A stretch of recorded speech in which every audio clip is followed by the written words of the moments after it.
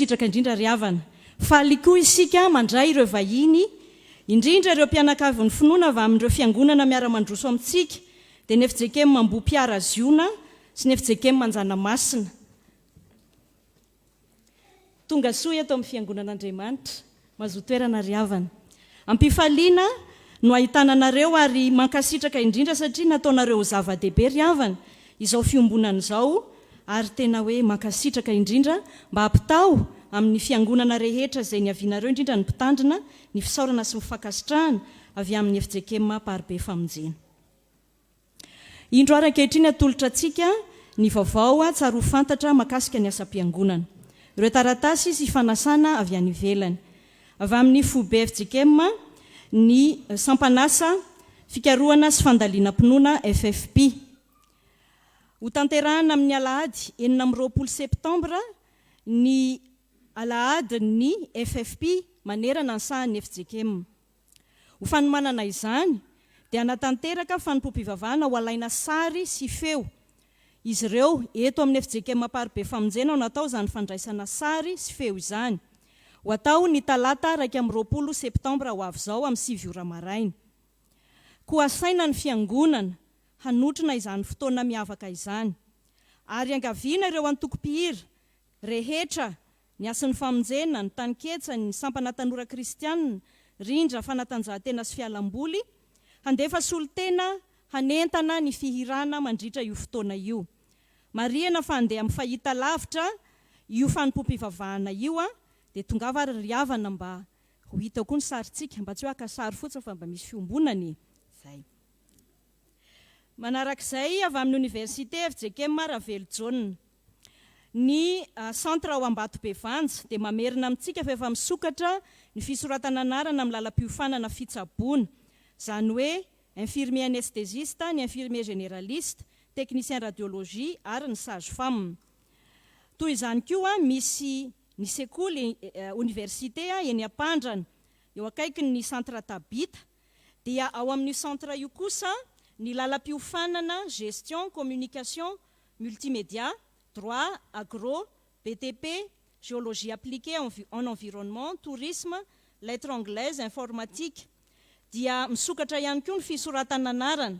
Marihana fa ny alatsinainy 15 novambra no hanomboka ny fampianarana eo anivon'ny université amin'ny tao-pianarana 2022 ity. Izay liana amin'izany ary dia aoka nantona na eny Ambatobevanja na eny Ampandrana akaiky ny centre Tabita. Avy amin'ny Institut supérieur protestant Paul Minot, spécialisation agroalimentaire et élevage. Mampafantatra antsika fiangonana fa misokatra ihany koa fisoratana anarana ho an'ny tao-pianarana 2022. Ho an'ireo zanantsika manana mari-pahaizana baccalauréat, lalam-piofanana agroalimentaire sy élevage. Afaka manatona eo amin'ny braon'ny ISPPM vohipiraisana Ambojatova Atsimo isika raha mila fanazavana fanampiny. Ireo fanasana voaray. Eto anivon'ny synodam-paritany Antananarivo Andrefana. Avy amin'ny fitandremana Antoby Atsimo Fitiavana. Jobily fa 50 taona ny fiangonana, manasa antsika fiangonana hanotrona ny fanompom-pivavahana ho tanterahana ny alakamisy ho avy izao 13 septambra amin'ny 7 ora sasany maraina. Synodam-paritany Antananarivo Andrefana ihany fitandremana Ambohinambo Fiderana. Jobily fa 15 mampitandrina Andriamatoa Rakoto Arvony Arvelo Davidson Mivady. Fanompom-pivavahana dia ho tanterahana ny zoma 14 septambra 2022 amin'ny 7 ora sasany. Sa misy fiaraha-misakafo ireo fanasana roa ireo, anasana ny solotena ny fiangonana. Avy amin'ny paroisse internationale Andohalo, mamerina manentana antsika izy ireo fa mitohy ary amin'ny alahady ho avy izao 19 septambra amin'ny 9 ora maraina ny fanompom-pivavahana amin'ny teny anglisy, izay arahana fiarahana mandray ny fanasan'ny tompo. Tsy misy intsony ny fisoratana anarana mialoha, koa dia tongava zany isika izay liana amin'izany fanompom-pivavahana amin'ny teny anglisy izany iombona amin'izy ireo. Toy izao kosa ny raharay eto atoerana. Araka ny hitantsika dia ny komity ny fankalazana an'Andriamanitra no fa 70 taona no nandrindra sy manatotosa manontolo izao fanompom-pivavahana izao. Isaorantsika ny tompo ary isaorantsika koa ny komity tamin'ny fandaminana satria dia tena nafinaritra ny fahantotosany ny herinandro masina izay narahantsika nafahantsika ny banjina ilay teny faneva hoe fa masina ny tempolon'Andriamanitra dia ianareo izany. Ny fakafakaina izany ary tena nahazoana fampahirezana. Mankasitraka anareo komity ny fiangonana manontolo. Ny rakitra voalohany anio dia ho an'ny fiainan'ny fiangonana. Ny rakitra faharoa kosa dia aompatsika manontolo ho amin'ny hetsika rehetra fankalazana an'Andriamanitra no 70 taona ny fiangonana. Mandritra ny asa vavolombelona anio dia isy ny fanamariana manokana ho tarihan'ny komity izany 70 taona izany. Mianatra ny katekomenina ny tolakandro ary ampahafantarina isika ray aman-dreny sy ny fiangonana fa ho tanterahana eny amin'ny Safy FJKM Maisoavina ny fisotonan'ny katekomenina meloa ny fandraisana azy ireo. Izany dia ataony zoma ho avy izao. Zoma sy ny sabotsy 5 septambra 2022. Isy ny fiara iombonana hitondra ny katekomenina miala eto Ampaharibe. Tsy maintsy manatrika io fisotonana io ny katekomenina araka izay azo atao satria io no anatanterahana ny dinika atao amin'ny tsirairay melohan'ny fandraisana sy ny fanadinana melohan'ny fandraisana azy ireo. Toy izao ny toetry ny vola nandritry ny herinandro. Ny rakitra voalohany, ny rakitra nandritry ity herinandro nanamariantsika ny ivon'ny 70 taona ity, nandritra ireo famelabelaran-kevitra ny alarobia sy ny zoma dia mitotaly 694,000 ariary. Ny rakitra faharoa sy ny programa AFF nanoanantsika ny sampanasa asa fitoriana filazantsara dia mitotaly 815,000 ariary, 815,400 ariary. Ny voady sy rakim-pisaorana ary ny adidy voaray dia mitotaly 1,902,000 ariary. Fararakitra avy amin'ny fianakavian'ny Tompoklara Tovelomanana René, ao no an'ny fiangonana, ary eo kosa ho an'ireo sampana izay nitanterahan'ity mpanompony ity nandritra ny fahavelomany, ny ason'ny famonjena, ny estekezokony, vondrona fototra laika sekolelady, voamierany vola, FDL ary ny akandrainy mamonjy, mitotaly 600,000 ariary ny fararakitra. Fararakitra avy amin'ny fianakavian'ny Tompoklara Bahary Beanta Abel, 30,000 ariary. Fararakitra avy amin'ny fianakavian'ny Tompoklara Kotseheny Daniel, 50,000 ariary. Ireo rehetra ireo dia mitotaly 4,91,400 ariary. Filazana manjo. Ampandrenesina ny mpitandrina mivady sy ny fiangonana, sampana tanora kristianina zokiny, vondrona fototra laika ny voamierany vola. Fanodimandry Ramatoa Rakotondrainy be Marguerite ny alahady 12 septambra 2022 teo amin'ny 7 taonany. Hoy ny zanany, Rasamy Mananarivo, Rajao Belson Josiasy, Andriambelo Zoe mianadahavy. Ny iray tapo aminy Rakotondrainy be Fara mianadahavy, ary ny fianakaviana manontolo. Fandevenana dia efa totosa, ny famangina sy ny fampahirezana amin'ny fianakaviana koa dia efa totosa. Ampandrenesina ny mpitandrina mivady sy ny fiangonana, ny sampana tanora kristianina zokiny, ny vondrona fototra laika, ny sampana sekolelady, fikamana ny dekona sy ny loholona, ny voamierany vola, ny komity akany rainy mamonjy. Fanodimandry Andriamatora Tovelomanana René, loholona, ny alatsinainy 13 septambra 2022 teo amin'ny faharaiky amin'ny 70 taonany. Hoy ny vadiny Ratovelomanana Rakotondrainy be Fara, ny zanany Ratovelomanana Olonirina sy Andrianandrasana Ony mianadahavy.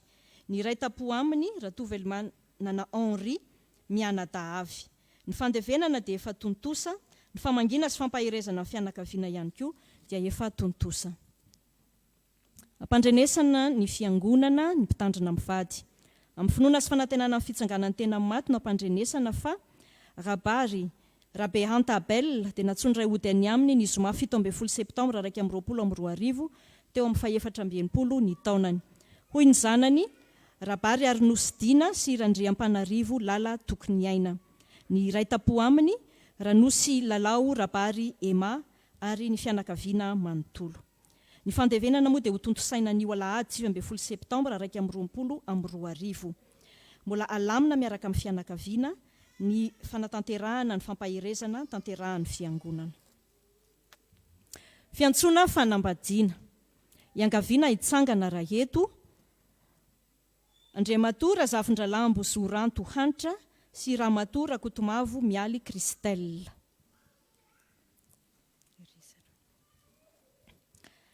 Andriamato sy Ramato isany, Razafindralambo Andriatsivony Simone Virginie, Rakotomavo Ramamondson Claudine, Razafindrato Hubert sy Rakotomavo Rosa mianadahavy.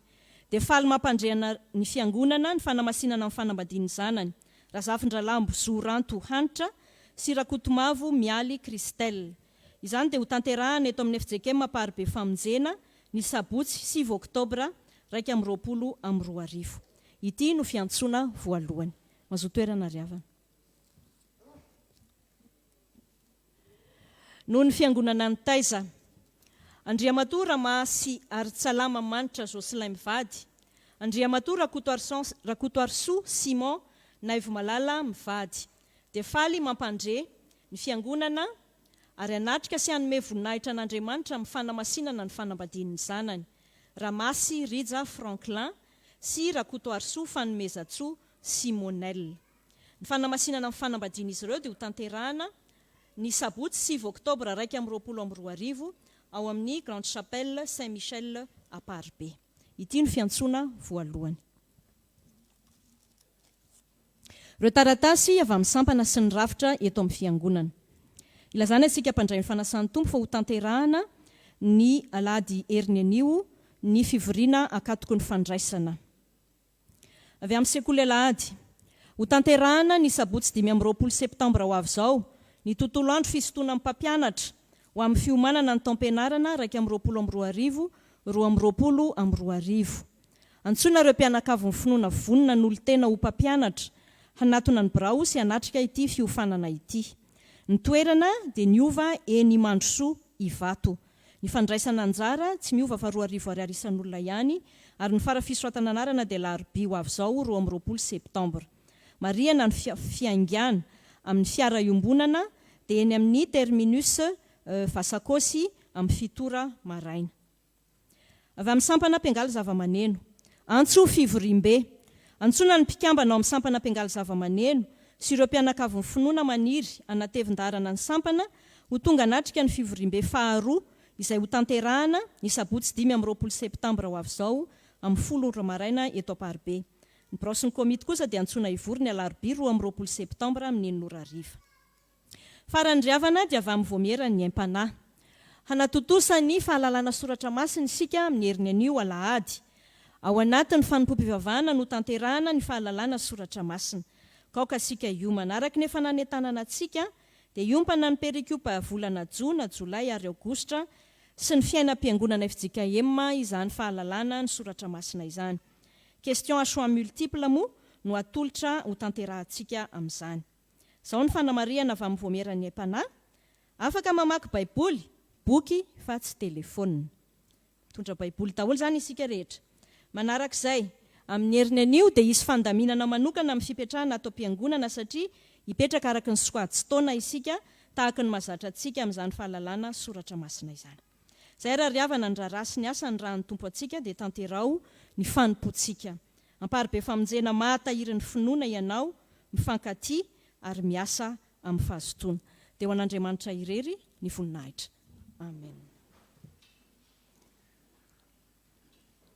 Finaritra isika amparibe famonjena miorina tsara ho mitompo. Isorantsika riavana ny tompo Andriamanitsika noho ny fahasoavany sy ny famondram-pony ampombainy amin'ny fiainantsika, ahafahantsika manatanteraka izao fanompo-pivavahana ivo ny fankalazana an'Andriamanitra noho ny 70 taona ny fiangonana izao. Ankasahantsika ny mpanompony izay nitondra tamintsika teo ny raharaha sy ny vaovao tsara ho fantatry ny fiangonana ary ny tanana ny fiangonana mba handraisany andraikitra.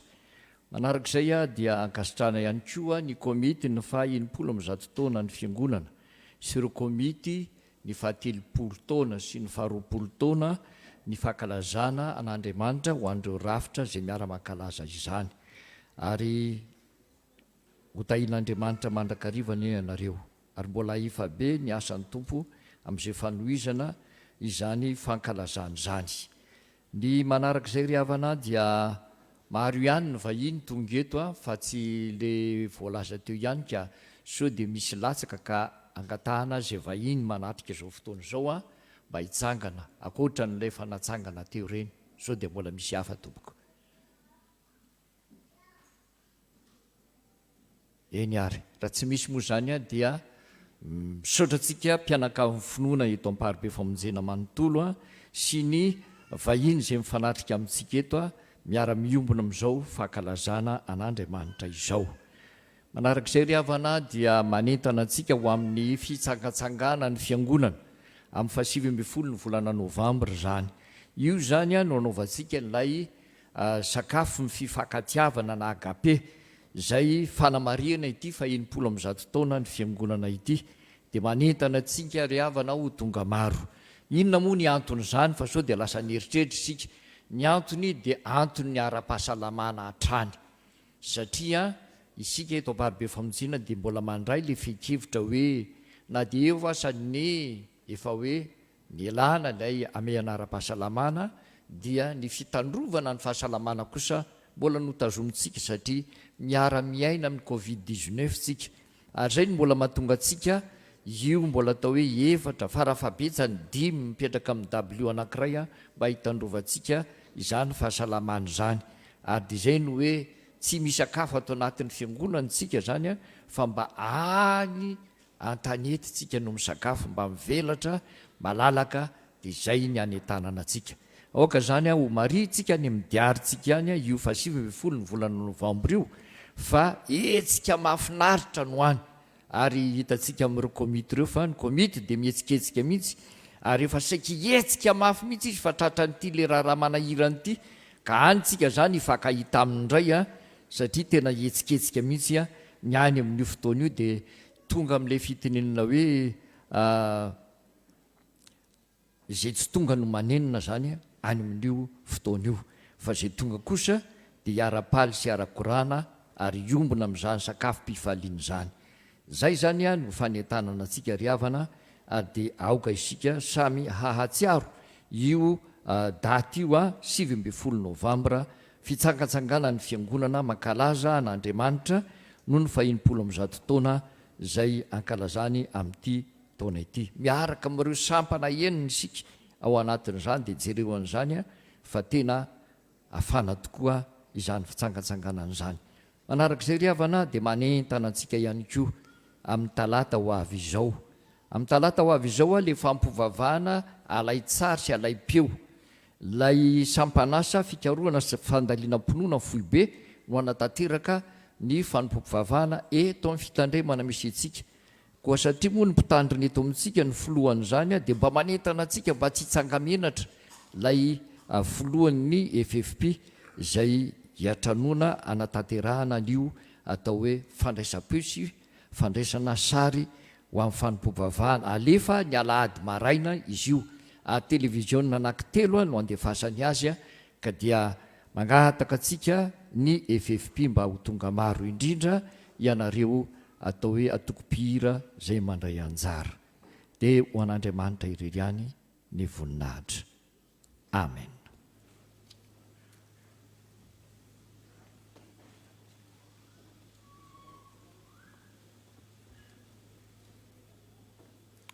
Isaorana tompo ry havana ny asa rehetra zay asain'ny tanterahantsika, koa andeha no izantsika amin'ny endrika hita maso dia ny fanatitra izany.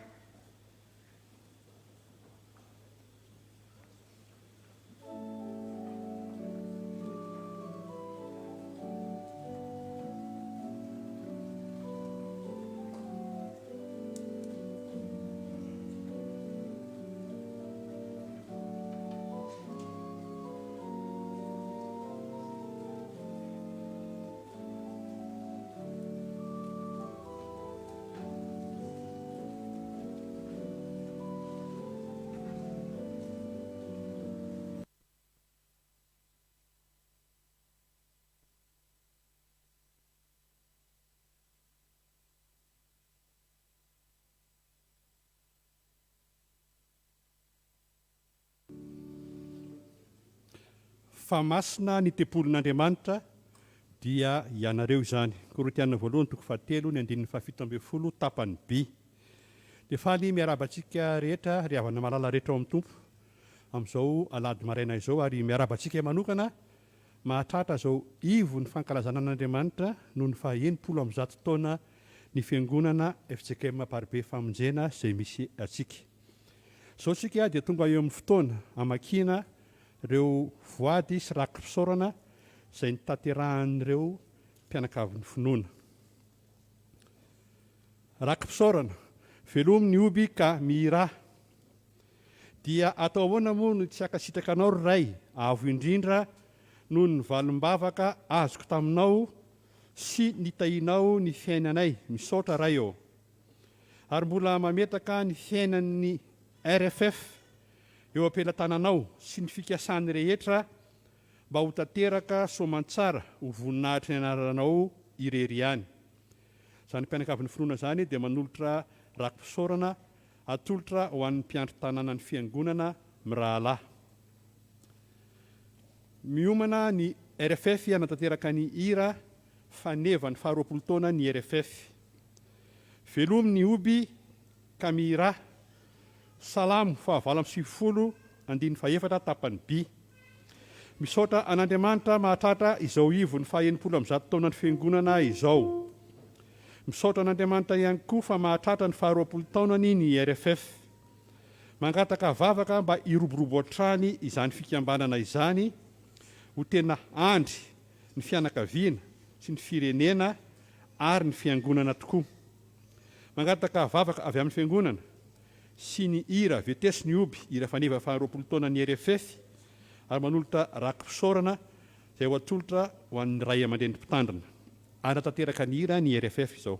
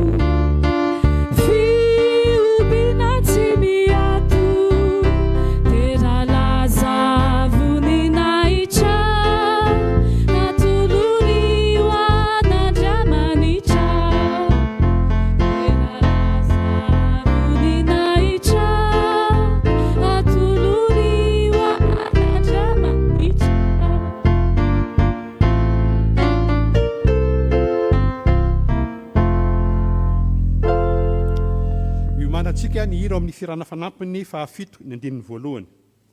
Misaoro an'i Jehovah ary fanahiko ary izay rehetra atao anatiko misaora ny anarany masina. Misaoro an'i Jehovah ary fanahiko ary izay misy adononao ny fitahiny rehetra. Salamo 3:1 ny andininy voalohany sy ny andininy 2. Misaotra an'Andriamanitra lehibe noho ny fahafahako ny fanadinana ara-panjakana ny bakalaurea soamantsara. Koa dia manolotra rakim-pisaorana atolotra ho an'ny katekomenina miray. Vola ray alina ariary. Mangataka ny hira firana fanampiny 7 ny andininy voalohany izay ho tanterahantsika izao.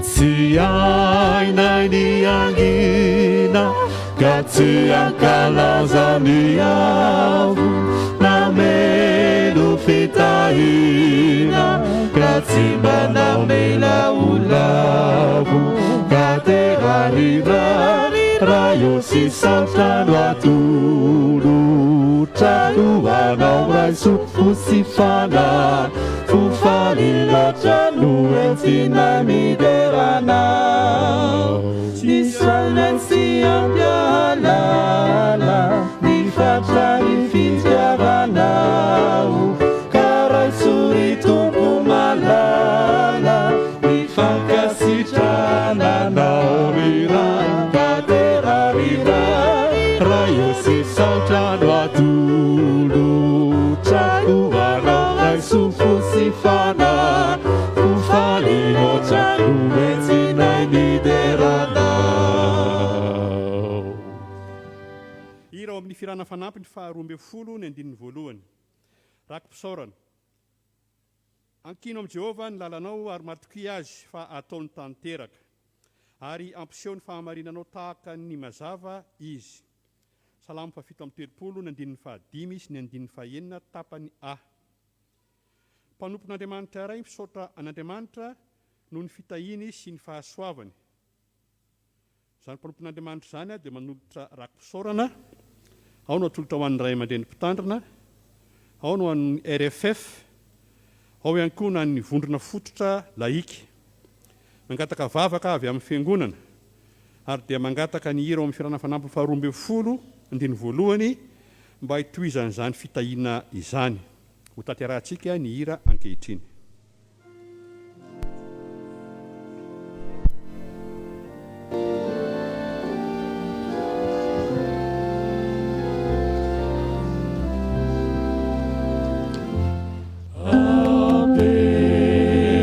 Tananao izakio ny mombamomba rehetra, irikianao no mibakio, ianao anatiko mitoetra.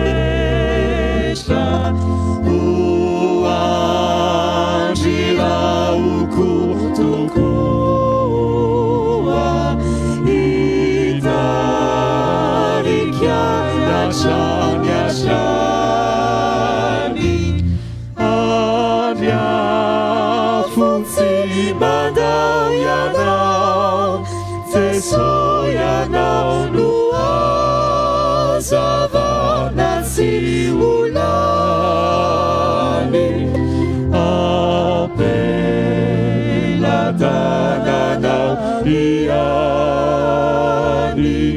mandraky izay doridoria nany fiainako eto antany, natrary ankotrary.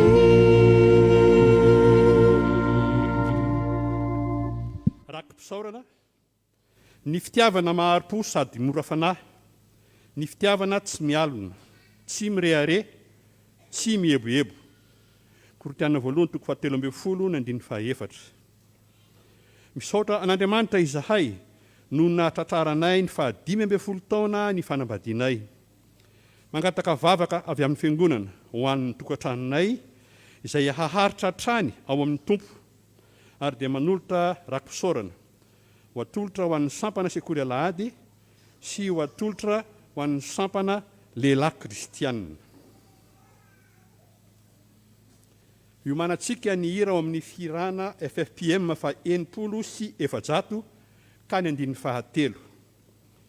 Rakim-pisaorana. Pisaorany Jehovah ary fanahy koa raha izay misy adinono ao ny fitahiany rehetra. Salamo 7:100 ny 2. Mpianakavy ny finoana iray nandrotsahany tompo fahasoavana maro ka feno fisaorana. Mangataka vavaka avy amin'ny fiangonana ho an'ny fahasalamany, ho an'ny asa fivelomany, ary ho an'ny fikasany rehetra.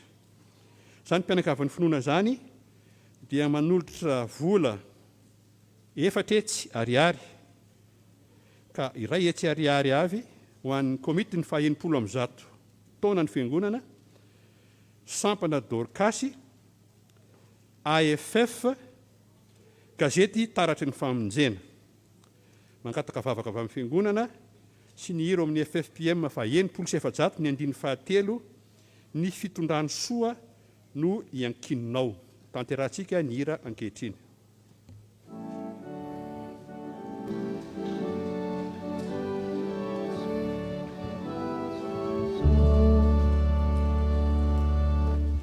Ny fitondrany soa no iankinonao,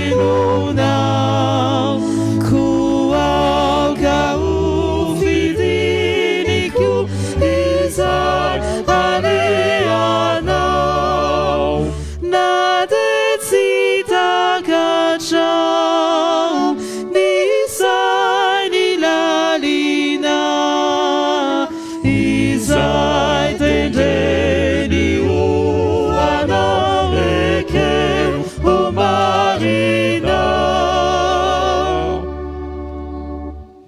rakopisaorana fa masina ny tempolin'Andriamanitra dia ianareo izany.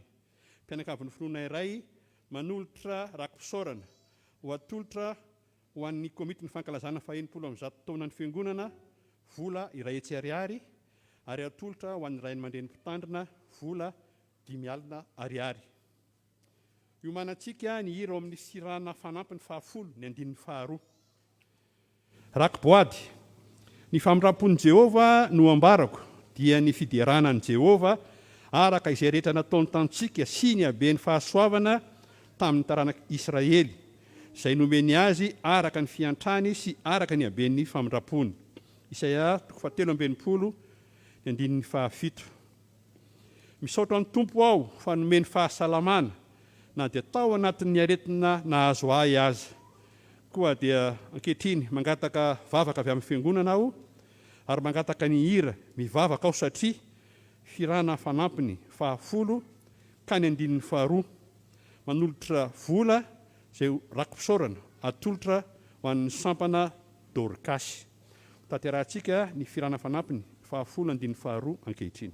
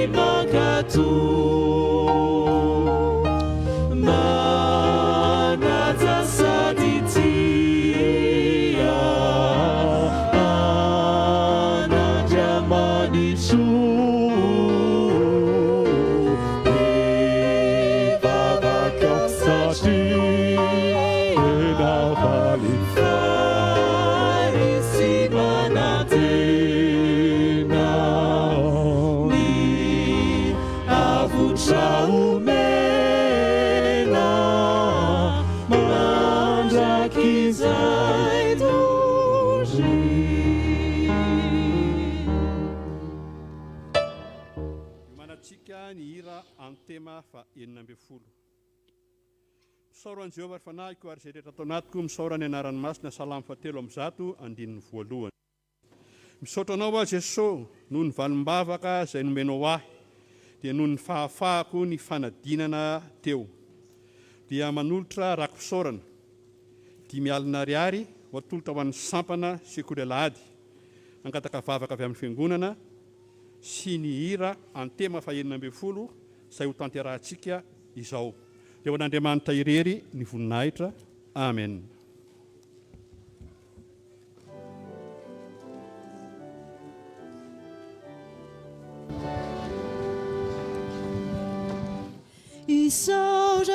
Isaoranay Jehova tomponay, isaoranay andriamanitray, vabe fitiny tomponay, nitomboty anay, vazakaty mpameza foderainay anay.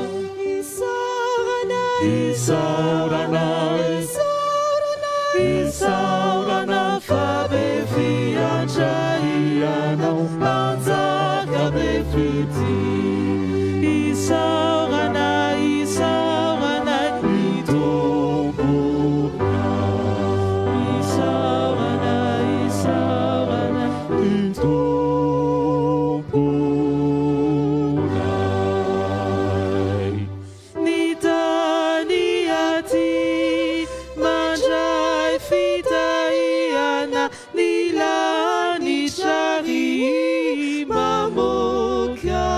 maso fa misy toko ny vokatra tsara Jehova tsy toa manambinanay lerainay ny anaranao andriamanitray efa iza manao ny hiranay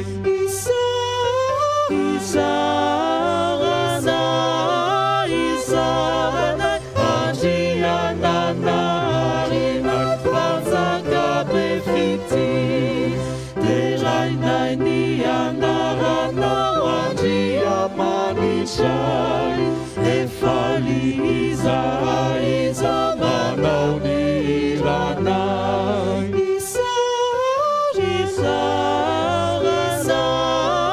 Isaranay andriananarinay mpanjaka be fity Isaranay Jehova tomponay Isaranay andriamanitray fa be fity ny tomponay ny tompo ty anay mpanjaka ty mpamindra fo terainay ianao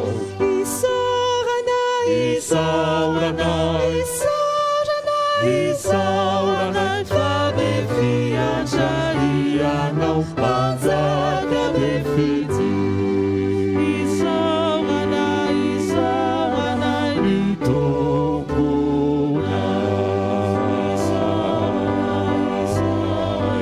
ny tomponay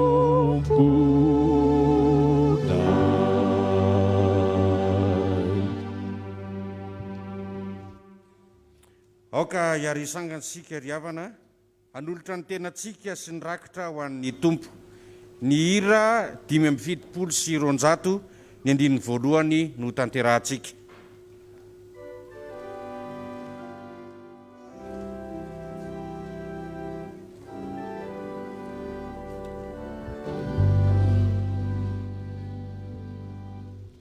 Raisonao i tompo soa ny fanatitra izao mamasino avokoa zay atolotray anao raisore anao fanatititrakao raisore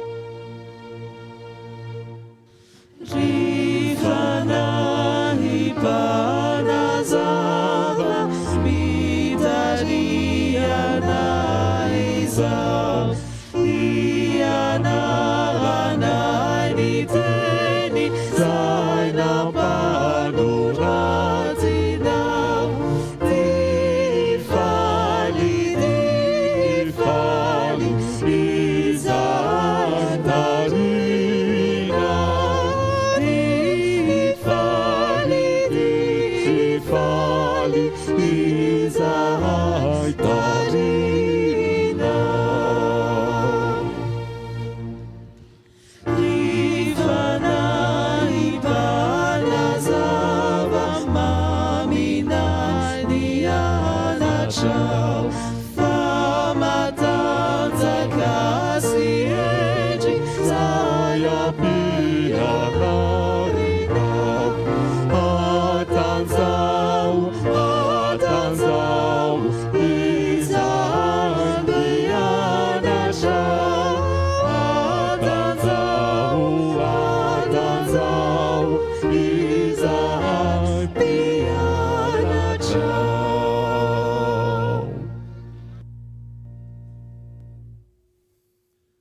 Zao dia hiaraka maki ny teny soratra masina isika tompoko. Araka ny hitantsika amin'ny fafana. Sakafo ny baibolintsika amin'ny Nomery. Nomery 9:9 ka hatramin'ny 12. Nomery 9:9 ka hatramin'ny 12. Anarak'izany dia ny ao amin'ny Matio. Matio 7:5 ka hatramin'ny 12. Matio 7:5 ka hatramin'ny 12. Ary ny vaky teny farany dia ao amin'ny asan'ny apôstôly. Asan'ny apôstôly 7:4 ka hatramin'ny 7. Asan'ny apôstôly 7:4 ka hatramin'ny 7.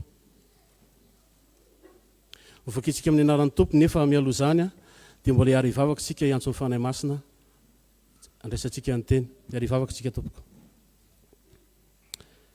Ray masina tsara indrindra, tonga amin'ny fotoana ianona ny teninao izahay, andrenesana ny afatrao, efa renay teo tompo ny sitraponao, efa mifona sy ny bebaka taminao izahay, efa navelanao eloka, ankehitriny dia sokafanay amin'ny alalan'ny fanahinao masina ny teninao hiditra ato anatinay, ny afatrao koa rotsay ny fanahinao masina izay Jesosy, andraisanay izany teninao izany.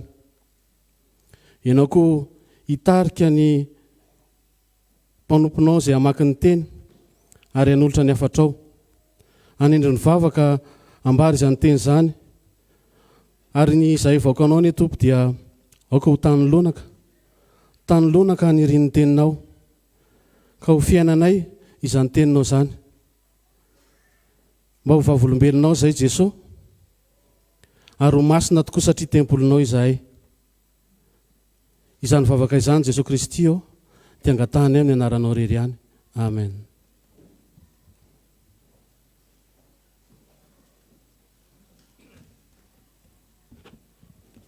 Amin'ny anaran'ny tompo. Ary Jehovah niteny tamin'i Mosesy ka nanao hoe: alao ny Levita avy amin'ny zanak'Israely ka diovy izy, ary izao no ataonao aminy hanadiovana azy. Fahafahaza ny fanadiovana izy, ary asaovy haratany avokoa ny tenany rehetra, ary aoka ho sasany ny fitafiany ka dia adio izy. Dia asaovy maka vato-trombola iray izy mba amin'ny fanatitra hohanina fombany, dia koba tsara toto voahary diloilo, ary vato-trombola iray koa no alainao ho fanatitra noho ny ota. Ary ento ny Levita ankeo anoloan'ny tranon'ilay fihaonana, ary vorio ny fiangonana dia ny zanak'Israely rehetra. Ary ento ny Levita ankeo anatrehan'i Jehovah, ary ny zanak'Israely ametraka ny tanany aminy. Ary Arona dia hanatitra ny Levita eo anatrehan'i Jehovah ho fanatitra eva-eva avy amin'ny zanak'Israely, mba hanao ny fanompoana an' Jehovah izy. Ary ny Levita ametraka ny tanany amin'ny lohan'ny vato-trombola roa, dia atero ny anankiray ho fanatitra noho ny ota, ary ny anankiray kosa ho fanatitra dorana ho an'i Jehovah, anaovana fanavotana ho an'ny Levita. Amen.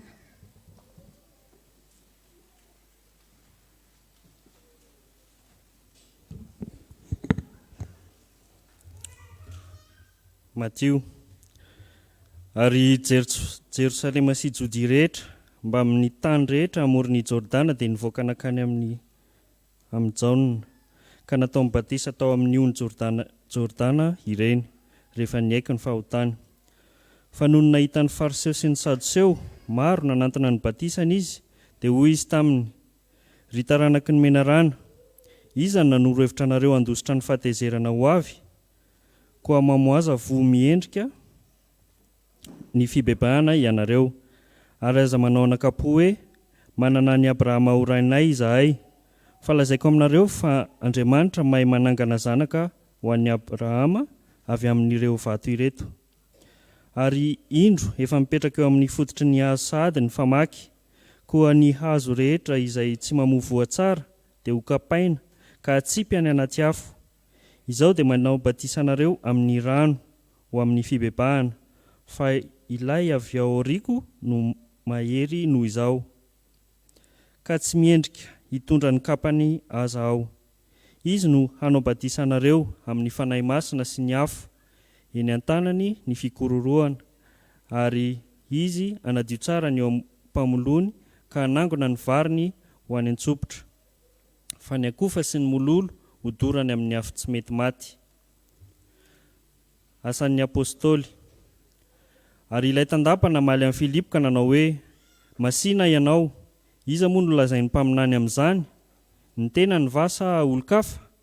Ary Filipo ny lohabava dia nanomboka teo amin'izany soratra masina izany no nitory an' Jesosy taminy. Ary raha nandeha teny an-dalana izy dia tonga teo amin'izay nisy rano, ary hoy ilay tandapa, indro rano, ka inona moa no misakanay tsy atao batisa? Dia hoy Filipo, raha mino amin'ny foninao rehetra ianao dia azo atao ihany. Ary namaly izy ka nanao hoe, mino aho fa Kristy no zanak'Andriamanitra. Dia nasainy najano any kalesy, ary izy roa lahy dia Filipo sy ilay tandapa nidina ho eo amin'ny rano, dia nataony batisa izy. Ary rehefa niakatra avy teo amin'ny rano izy roa lahy, dia nentiny fanahin'ny tompo Filipo ka tsy hitan'ilay tandapa intsony, fa nandeha tamin'ny alehany izy sady nifaly. Fa Filipo hita tany Azota, ary dia nitory ny filazantsara-tany amin'ny tanana rehetra izay nalehany ambara-pahatonga ny tany Kaisaria. Ray Masino, manamasinana amin'ny fahamarinana, ny teninao amin'ny fahamarinana. Amen.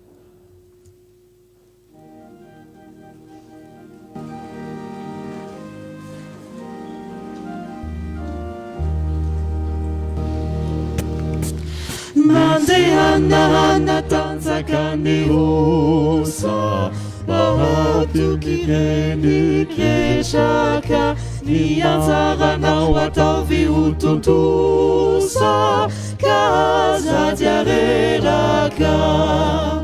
Mandehana ianao ka vitao ny asanao, fianitambinao ary ulani amire adrasa tambibe terefazieti mandeana undi tumpu mandeana uaminiza tutuluza mitsangana harieni mitsangana faisinurana.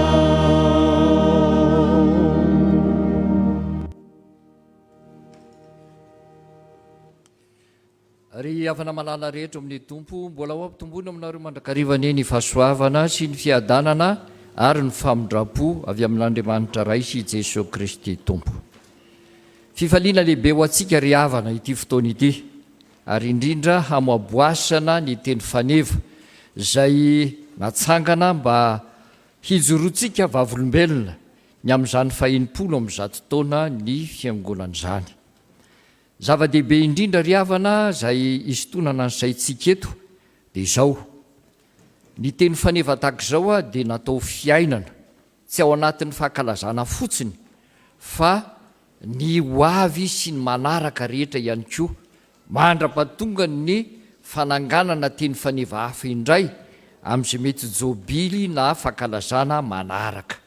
Ny dikan'izany zany raha tononona ny teny hoe fa masina ny tempolin'Andriamanitra dia anareo zany dia nanomboka hatramin'ity taona 2024 ity, izay nankalazantsika ny asan'ireo komity ireo, ary tsy hoe rehefa vita ny fankalazana amin'ny volana Desambra dia mijanona eo zany, fa mbola mitohy mandra-pahatonga ny 580 amin'izao taona ny fiangonana izay ananganana teny faneva vaovao indray ny teny fanentanana antsika. Ry havana malala ao amin'ny tompo, izany teny izany raha fakafakaina sy dinihana dia teny izay azo lazaina fa tsy araky ny eritreretantsika azy. Raha ny eritreritra azy sika dia ohatrany hoe teny mahafinaritra fa teny manahirana izy io, satria Korintianina bedy no ny ilazana an'io. Tsy fantatrareo ve fahatempolin'Andriamanitra ianareo e? Zany io, satria nisy antony tao tsy nandeha arak'izay tokony ho izy ireto korintianina ireto, ka tezitra ny apôstôly Paoly dia niteny mafy azy, nanambara taminy amin'izay hoe tokony fiainana sy fijoroana entiny miseho eo amin'izao tontolo izao, ka nambarany zany ho fibedesana ary koa ho fananarana ireto korintianina ireto. Tamin'izany fotoana izany izy dia fibedesana, fa amin'izao fotoana izao koa izy satria teny fanevy io dia fanetanana, fampirisihana, fampieritrretana ary fitaomanantsika mba hanana an'izany tariketra napetraky ny apôstôly Paoly zany.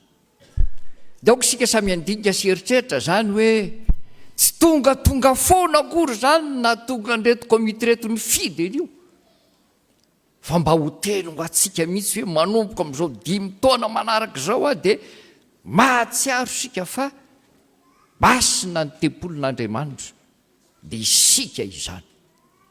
Andeha hanazava teny sika ry havana mba halalantsika azy tsara, ary io fanazavana ny teny io nidirantsika amin'ny fizarany ny afatra. Ny teny hoe masina, ny teny hoe masina dia reto ny tena heviny, reto telo reto. Voalohany dia hoe voatokana, ka raha manambara zany ny apôstôly Paoly fa hoe masina ianareo ry ampary be famonjena ny dikan'izany, dia hoe voatokana ho an'Andriamanitra ianareo ry ampary be famonjena rehefa miaina ao anatin'izao fankalazana izao. Ny dikan'ny teny faharoa ny amin'ny atao hoe masina dia hoe voadio afaka tamin'ny ratsy, voadio afaka tamin'ny ratsy. Ny dikan'izany dia ny hoe voadio afaka tamin'ny ratsy ianareo ry ampary be famonjena, na ny zanak'am-pelezana na ny reny fiangonana. Ary ny fahatelo izay hevitra zany atao hoe masina zany dia hoe voavaka amin'izao tontolo izao.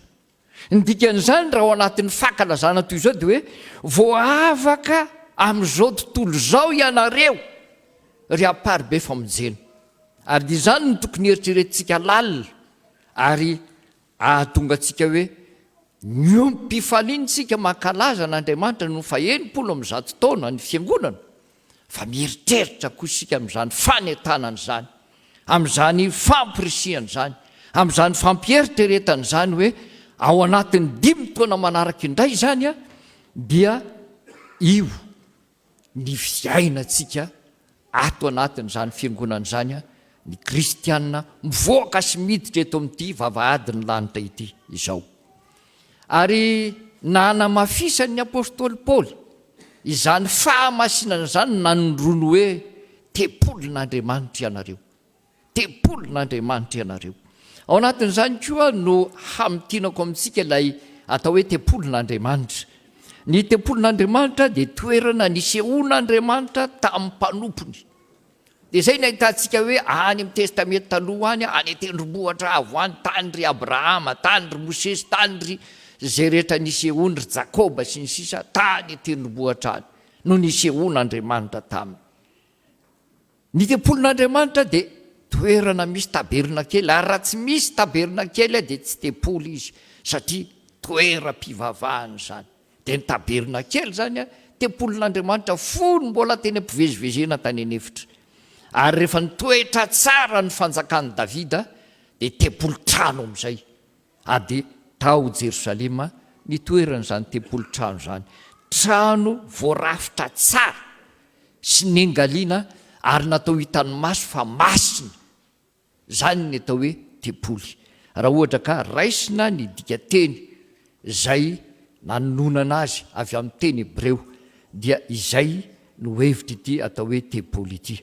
Ary rehefa mitodika makaty amin'ny fanekena vaovao dia olona indray no nambara fa tempoly, ary ireo olona ireo izay mivondrona ka lasa tena tokana ao amin'ny Kristy dia ny fiangonana zany dia io no natsoina hoe tempoly. Ny dikan'izany ry havana dia izao, izay hitoeran'ny fanahin'Andriamanitra dia io no lazaina fa masina satria tempolin'Andriamanitra. iza amintsika izao ary no mieritreritra hoe zay tsy mba manana zany fanahy masin'Andriamanitra zany ka tsy tepolo zany zay. Ity ry havana no ambara amintsika zay rehetra vita batisa itoeran'izany fanahin'Andriamanitra zany.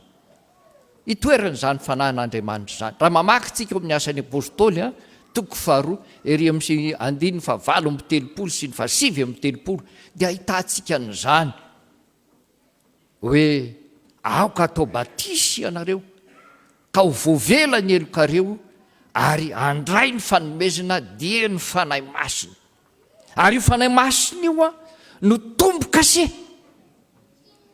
hahafantarana fa vahoakan'Andriamanitra ianao, hahafantarana fa fiangonana ianao, ahalalana fa tena tepolon'Andriamanitra ianao. Ataoko hoe ianao fa tsy hoe isika, satria ny olona tsirairay no mandray an'izany fanahy masina zany, fa tsy hoe ny daholo be fotsiny, fa ny olona tsirairay. Ary zay no matomboka se ny fanahy masina. Ka androny ny apôstôly Paoly hoe tady idio tsara fa zay toerana io fanahy masina io dia masina, ary rehefa masina izy dia atao hoe tepolon'Andriamanitra. Izy ary zany ianareo fiangonana atao Korinto, ianareo. Satria nahoana?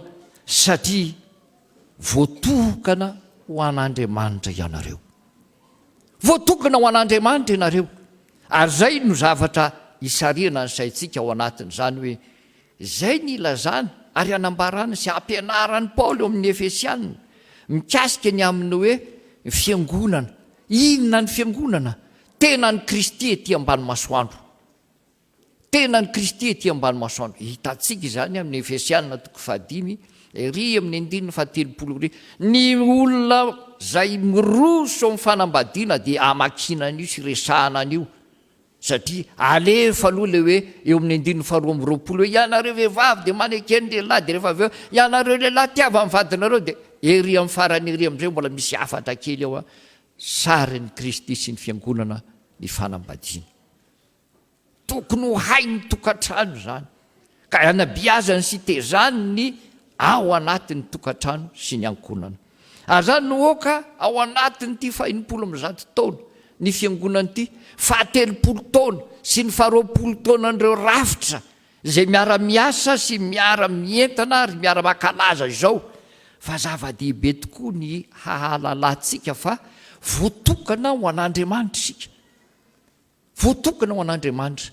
Andriamanitra zany nanokana antsika ho azy, ka an'Andriamanitra tsika fa tsy antenantsika itsony ka teanao zay daniny kibotsika, fa zay sitrak'Andriamanitra. Ny faharoa araky ny voalaza teto hoe voadio afaka tamin'ny ratsy, dia ny ratsy rehetra eto amin'ity fiainantsika eto ambonin'ny tany ity no lazaina ao anatiny izao.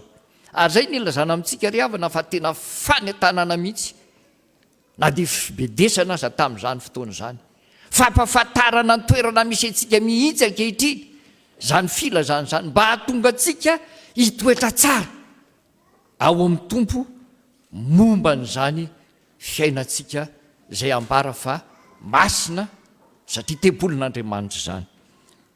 Na tepolon'Andriamanitra atsika sy ny mahamasina atsika dia isika voadio afaka tamin'ny ratsy rehetra. Dia mbola iverina anao ratsy ihany ve? Ary zay no mahatonga amin'ny Paoly ao anatin'ny epistily izay soratany ry havana miteny manao hoe efa tafafindra tao amin'ny fanjakan'ny mazava ianareo rehefa nalaina tao amin'ny fanjakan'ny maizina, fa maizina ianareo teo aloha, fefa mazava ao amin'ny tompo kosa ankehitriny.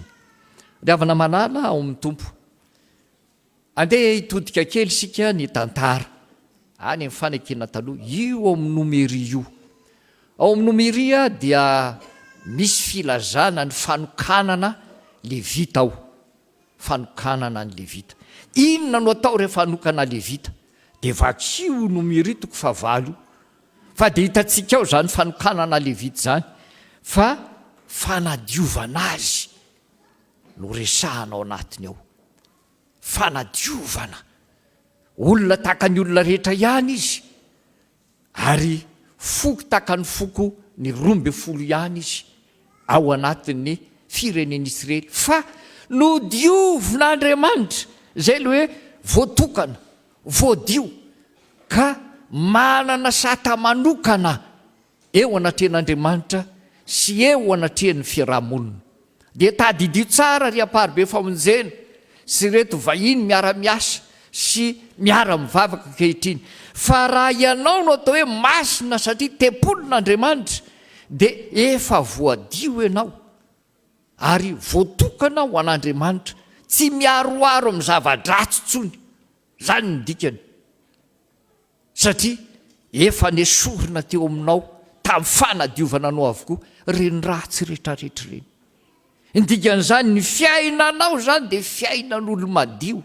eo anatrehan'Andriamanitra ary eo anatrehan'ny fiarahamonina zay ijoroanao. Ny fahatelo ry havana dia izao voavaka amin'izao tontolo izao. Ny dikan'izany dia ny hoe io zao tontolo izao dia ianao nalain'Andriamanitra natokany ho azy. Ny zavatra hita ihany koa dia hoe ianao ihany koa dia nodiovin'Andriamanitra. Ary eto ny fahatelo dia hoe nasorony mihitsy ireo ka napetra ny amin'ny toerana hafa noho izay nisy ianao taloha dia izao tontolo izao. Zany ny toerana misy ny hoe masina ary zay le tempolin'Andriamanitra. Ry havana manala ao amin'ny tompo tsara ny alalantsika izany hevitry ny teny izay ampiasaina ao anatin'ny soratra masina izany mba hahatonga antsika halala hoe raha manambara zany ny teny hoe masina dia voatokana voadio voavaka zay no heviny ary zay no finosiny rehefa ampiasainy ny soratra masina io teny io ka raha manondro asy ianao zany dia tadidio tsara fa mametraka ny toerana misy ianao anana sata zay miavaka tsy satany tany itsony fa ny satany mpandova ny fanjakan'Andriamanitra zany. Dia tsy gaga sika ry havana fa zay ny ilazako hoe raha fibedesana izy tamin'ny nanaovana azy tany amin'ny fotoan'andro ny fiangonana voalohany tamin'ny andron'ny apôstôly fanetanana sy fampatsahivana ary koa fampieritrretana antsika toetra tsara ao amin'ny tompo izany. Ary zay ry havana no andraisana an'le hoe mitoera ao amin'ny tompo amin'ny batisa satria araka ny fantatritsika teo fa ao amin'ny tompo no asaina mitoetritsika ary mibatisa zay nanaova mibatisa atsika dia ananatsika ny fanahy masina ary hitatsika ao amin'ny Kristy.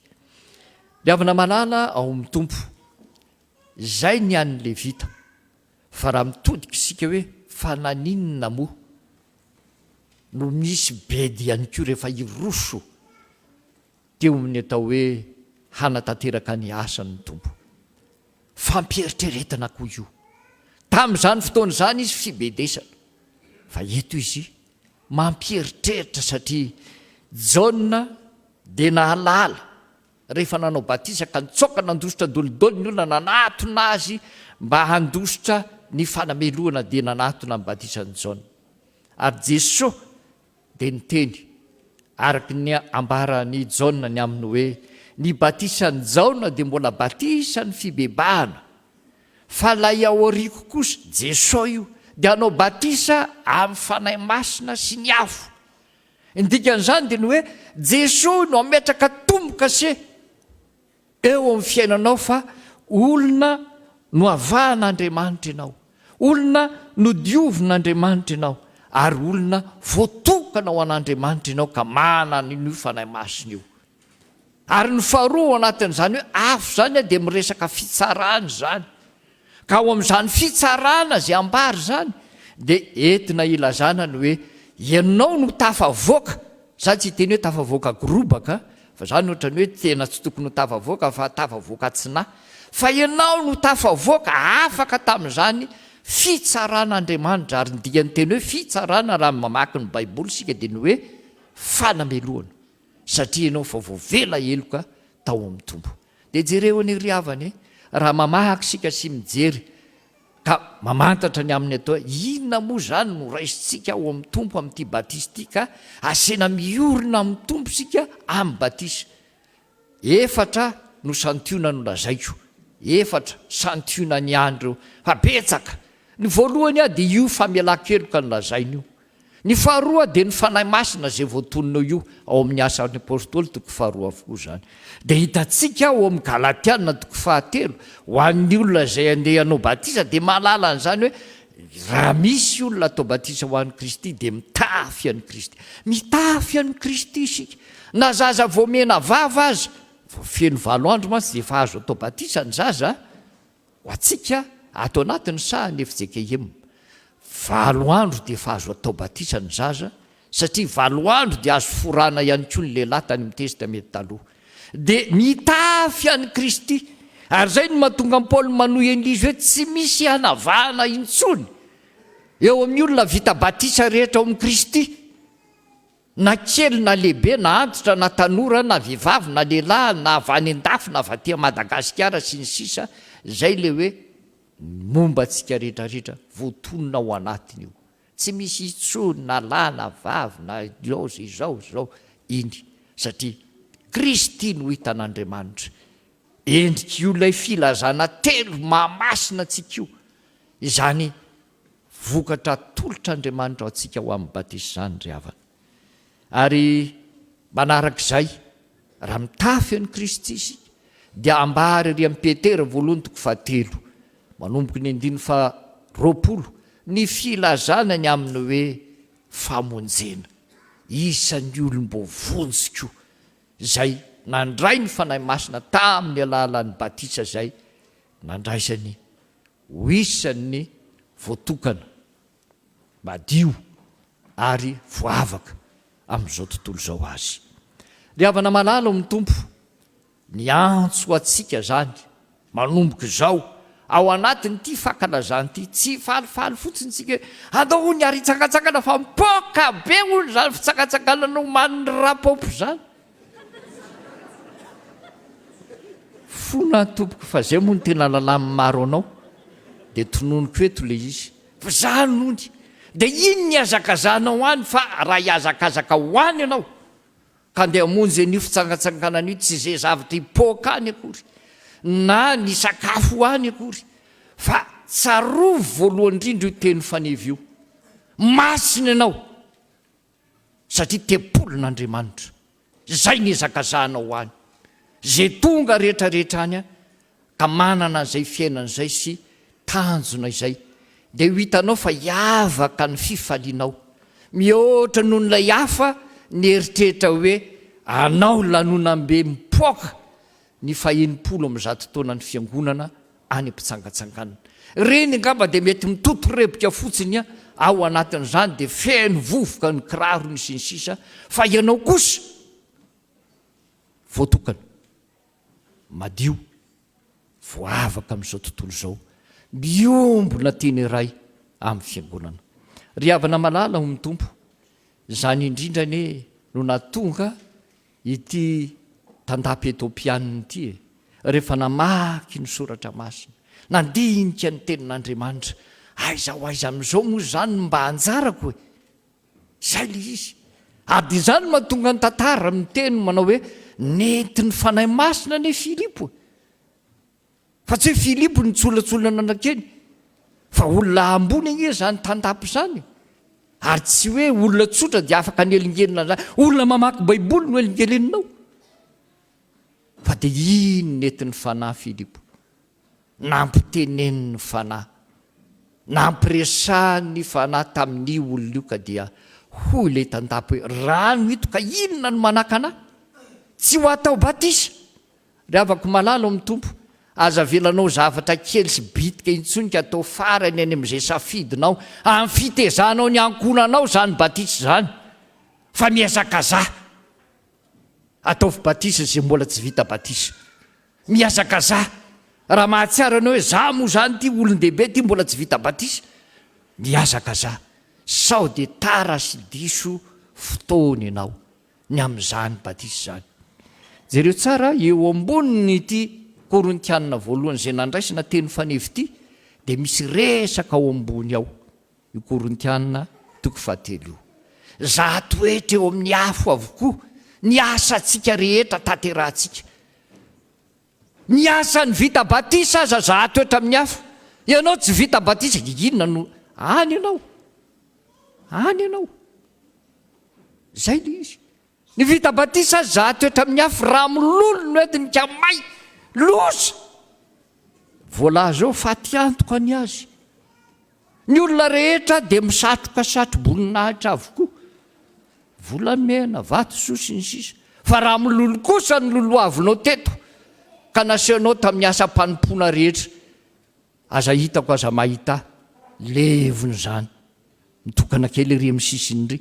Voavonjy ihany izy io Paoly fa tsy manana satroboninahitra. Paoly nefa dia manana fanantenana lehibe rehefa vakina ny Timoty 2:7. Fa niady tsara izy. Natateraka ny fiazakazahana izy. Natahiry ny finoana izy.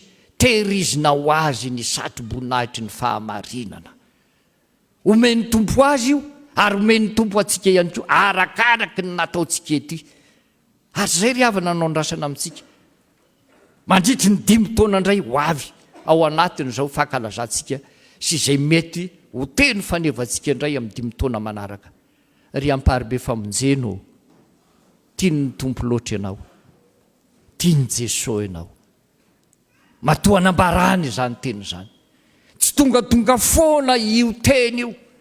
Raha toka natao hibedesana ny olona tsy niorina tsara tany amin'ny fiangonana voalohany, ka tonga teny faneva eto ankehitriny, ho fampirisihana, ho fanetanana, ary koa hahatonga anao heritreritra sy andinika isan'andro hoe mba vita batisa ihany aho.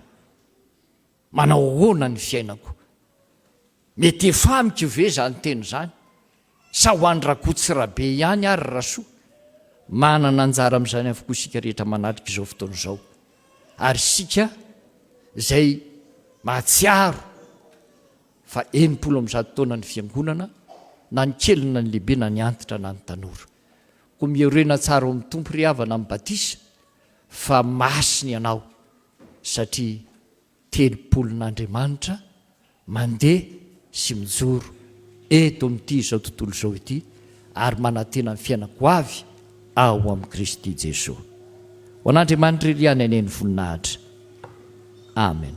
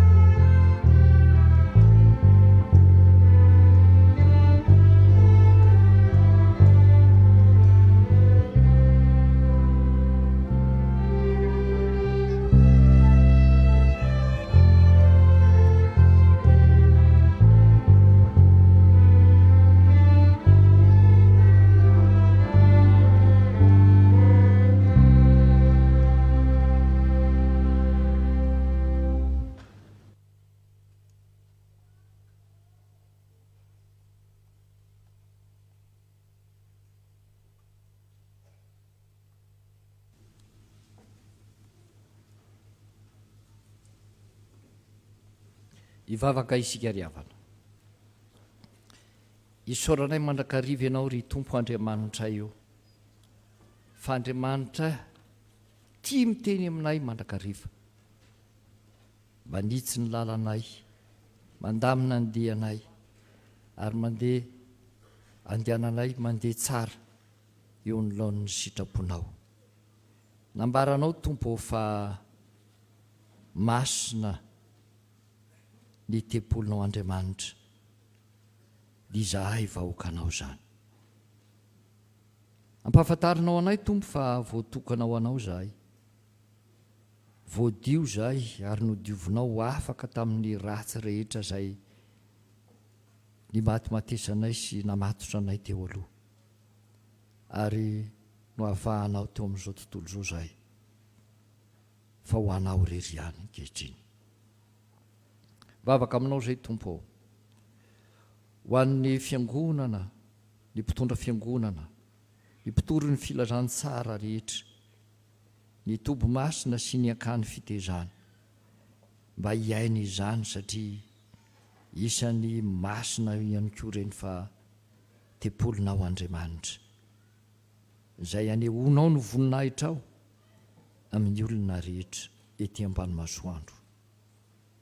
Vavaka aminao izay Tompo ho an'ireto kristianina voavy nandre izao teninao izao, dia amparibe famonjena sy ny zanany ampelezana, ireo fiangonana miara-mandroso aminy, ary ireo izay sitraka ao miara-dia sy mifanome tanana eo amin'ny fanatanterahana ny asanao tsy ankanavaka. Vavaka aminao izay ho an'ny komity 50 amin'izao taonany fiangonana, tarihan'ny birao sy ny filoza izay nofidianao ka notendrenao iandraikitra izany fotoana sarobidy izany. Dia toy izany koa ireo rafitra rehetra izay najoro ka mankalaza anao no ny 70 taona sy ny 20 taona ny siny teto amin'ity fiangonana ity. Ny vahoakanao izay miaraka mientana ankehitriny, mahatsiaro izany teninao hoe masina ny tempolin'Andriamanitra ka ianareo izany. Mba tsy ho tafapetraka fotsiny izay ka ho falifaly mahatsiaro izany tenin'ny soratra masina izany, mba ho falifaly mihira izany hira fanevy izany, fa andinika lalina sy heritreritra ny hoavinay sy ny fiainanay ankehitriny mba hitoetra tsara ao aminao Tompo, satria efa nandray ny tomboka sy avy aminao izay, dia ny fanahinao masina nampitoerinao anatinay. Tompo, mivavaka aminao izay ho an'ny asan'ny fiangonana rehetra, ny hetsika tanterahany reto rafitra sy komity najoro ho amin'ny fankalazana anao reto, mba ho tanteraka sy ho vita soa avokoa anie, ary hampiray tanteraka ity fitandremana misy anay ity. Mivavaka aminao izay ho an'ny trano atsimo sy ireo tompona andraikitra rehetra izay notendrena isahana izany. Apetraka eo am-pelantananao izy ireo Tompo, anana ny firaisan-tsaina, firaisan-kina, fifankatiavana, fifanajana, ary indrindra aneo amin'ny fiangonana no manatanteraka ny asa, ny fanantenany maro dia ho vita soa izany.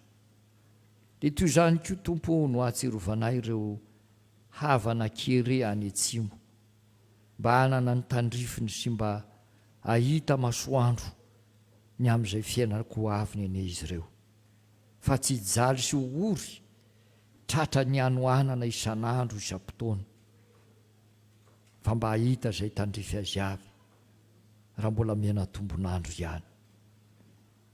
Tompo, mivavaka aminao izay mba ho levina miandalana ane ity aretin-dratsy Covid-19 ity, na eo aza ny fitsaboana, na ao aza ny fiambenana sy ny fiarovatena, tokony atao ihany izany, fa lay avy aminao kosa no andrandrainay, indrindra inonay fa tonga ny fahalevonany rety valana retin-dratsy ireny, ka na misy ny teo aloha izay mbola eto amin'ity noson-drazanay ity, ary na mbola ho avy aza ny sasany dia ho levina avokoa ireny, ka olona ho salama tsy arofy.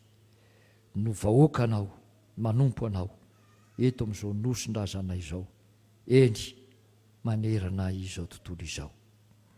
Entinay ambavaka ireo sahirana Tompo, ireo marary, ireo manamanjo rehetra, hoe ho anilan'izy ireo ianao ka ahitany vahaolana ny fiarahany aminao, ary ahasitrana azy amin'ny aretina ny fanendrenao zay loha rano ny poirana izany, ary ahay anaiky ny zara sy ny tendry ataonao reo mpanomponao izay namoiava malala. Vavaka aminao zay tompo, ho an'ireo namana sy tapaka rehetra manana ataka manokana, ianao ijery ny fony, itsinjo ny sainy, ary ampahery ny fanahany amin'ny fotoana rehetra, ary indrindra mialohan'ny anoloranao azy ny valim-bavaka tandrify ho an'izany mpanomponao izany. Indre ny fifaliany fiangonana Jesosy, mahita ny fahatokiana ary koa mandray an-tanana sy mahatsapa izany valim-bavaka avy aminao izany, ka manefa voady sady manao rakim-pisaorana. Ao tompo izay nahazo valim-bavaka avy aminao, ka mbola mametraka ny ho avy ny eo ampela-tananao, manana ambiampy ianao tompo, ary tsay mandrakarivo izany ho fifaliana ary ho fanamafisana ny finoana. Ao tompo ireo nahatsiaro ny tsingerin-taona 20 taona izay nijoroany izany sampana misy azy izany, ary nanatanterahany asa teto amin'ity fitandremana ity. Homba azy ireo anao mbola ho tsara trany eny izay andraikitra sy asa tanterahany aminao avy. Ao ireo mpanomponao tompo izay afaka baka soamantsara, ka dia entina iambavaka ihany koa izay ho aviny sy ny fianarana izay mbola ataony, dia ho tabisy ho reherehan'ny firenena sy ny fianakaviana ary ny ankohonana ireny mpanomponao ireny. Ao ny mpanomponao izay nandray fitahiana izay natolotra ho azy, valim-bavaka ihany koa izay tianao ampalalàina fa zanakao asa ny tananao, ataovy mitombo hatrany izany fahasoavana miditra ao anatin'ny ankohonana izany. Dia hitanay tompo fa ny fanambadiana miaraka aminao dia tehirizinao ka ataonao tsara fatotra. Indro ankehitriny 5 taona izay ny fanambadiana reto mpanomponao reto naharitra ny toetra tsara atao aminao, ary mbola maniry toetra tsara ao aminao hatrany, mahandra-pikipy maso. Tompo, ny mpanomponao dia mangataka aminao hatrany ny amin'ny fahasalamany, ny asa fivelomany, ary ny hoaviny rehetra mba hoe ho anatrehanao mandrakariva ary ho tsonjovinao lalandava. Ataovy tanteraka amin'izany araka izay irin'ny fony. Toy izany ny mpanomponao izay efa sitrana tamin'izay aretina nahazo azy, mbola hanome azy fitahiana mahatretrika hatrany koa ny ianao. Ary tsy ireo mpanomponao ireo ihany no tsaroanay sy entina iambavaka, fa izahay rehetra ihany koa izay manana izany fikasana izany manatrika izao fotoana izao. Ianao andapa amin'ny fahamasinanao anay tompo, andray izany vavaka izany, ary dia sitraka indrindra ahakarinay amin'ny finoana sy ny fanantenana, ka akambanay amin'ilay vavaka nampianarinao manao hoe: rainay ao izay any an-danitra, ho masina ane ny anaranao, ho tonga ane ny fanjakanao, atao ane ny sitraponao, ety an-tany tahaka ny an-danitra. Meno izy anysa azy ho anay, ary mamelany elokay tahaka ny namelanay izay meloka taminay. Aza mitondra anay amin'ny fakapanahy, manafahanay amin'ny ratsy, fa anao ny fanjakana sy ny hery ary ny voninahitra mandrakizay. Amen. Farandriavana dia ho tohizana ny fotoana, misy voady izay latsaky lalana ka ho vakina amintsika. Misaorany Jehovah ary fanaiko, ary zay rehetra ato anatiko misaorany anarany masina. Misaorany Jehovah ary fanaiko, ary aza misy adononao ny fitahiany rehetra. Salamo 7:1 sy 2. Misaotra an'Andriamanitra no nahafahako bakalorea soamantsara, ary mbola mametraka feno ny fiainako manontolo sy ny hoaviko eo ampelantanany aho.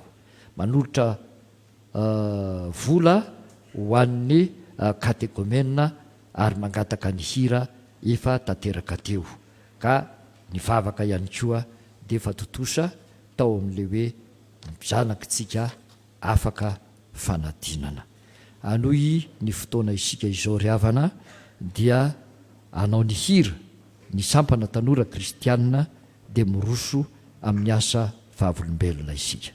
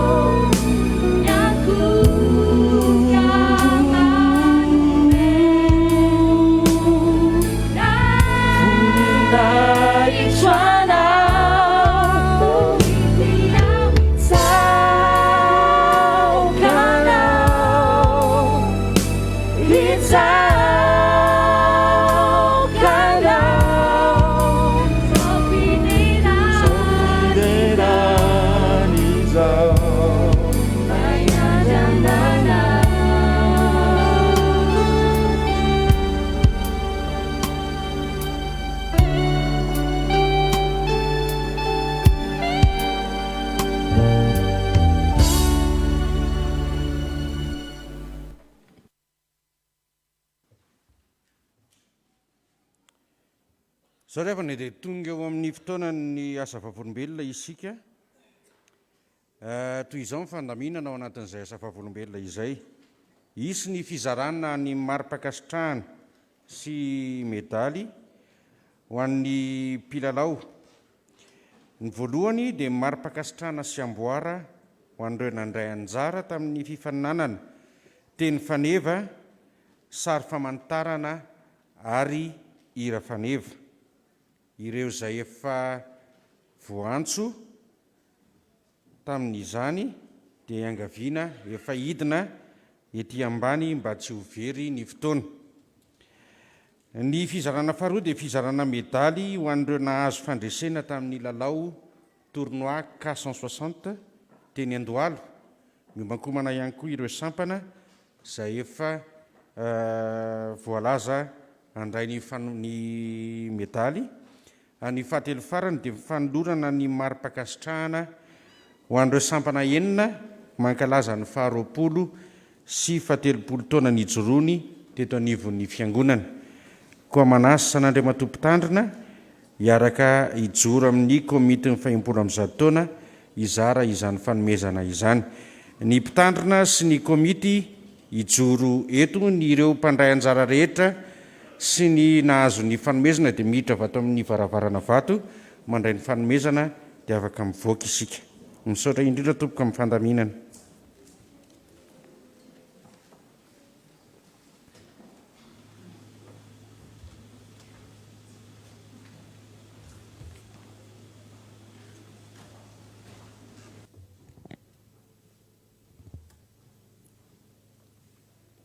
Dia toy izao indray ry havana ireo tafakatra tamin'ny fifaninanana izay nokarakarai ny komity ny fankalazana an'Andriamanitra noho ny 100 taona ny fiangonana. Ny ovakiana voalohany dia ireo tafakatra tamin'ny fifaninanana teny faneva.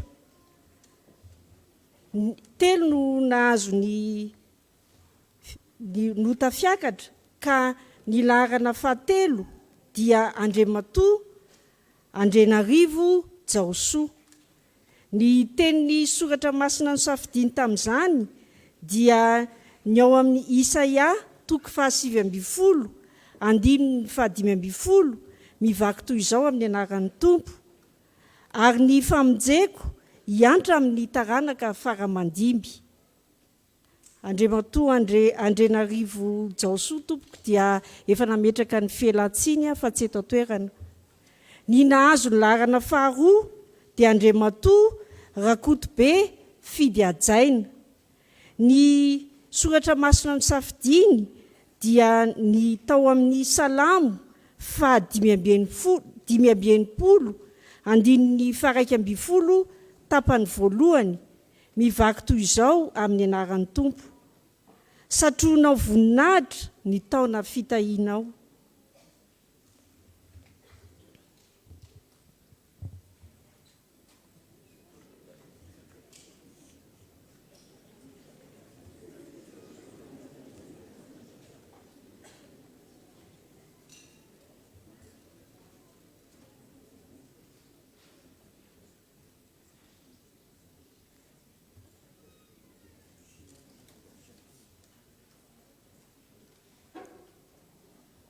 Ary ny lahazo ny laharana voalohany ry havana tamin'ny fananana teny faneva dia Ramatoa Rabenasolo Nirina Muriel.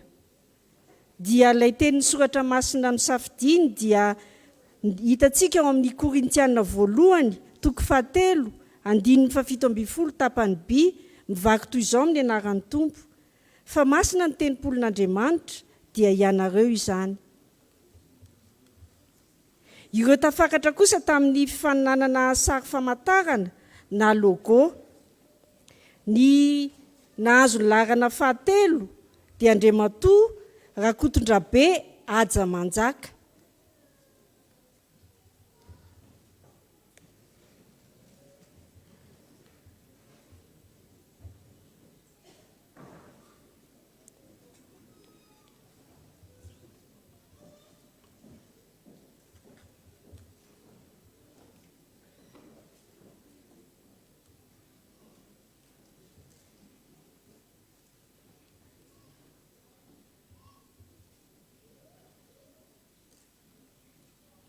Ny larana faharoa dia Andriamatoa Ramiadamanana Lovatiana Josian.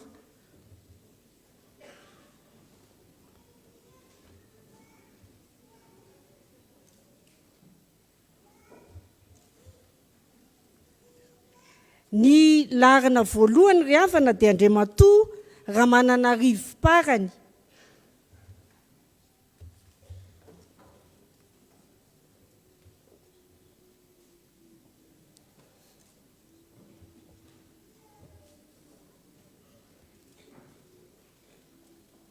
Ireo tafakatra tamin'ny fananana hira faneva, ny larana roa ihany no mpandray anjara, dia ny larana faharoa Tonton John.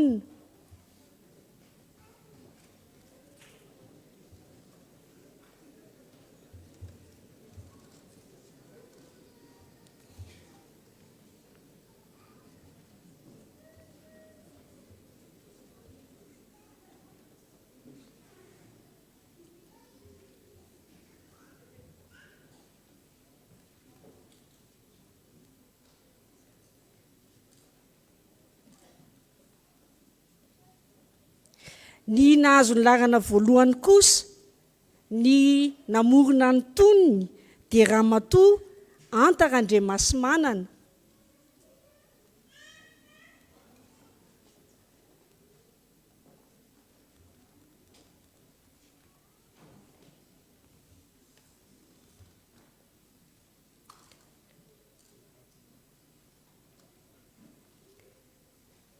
Ny namorona ny feony kosa dia Andriamatoa Randrembelson Sitraka Fabrice.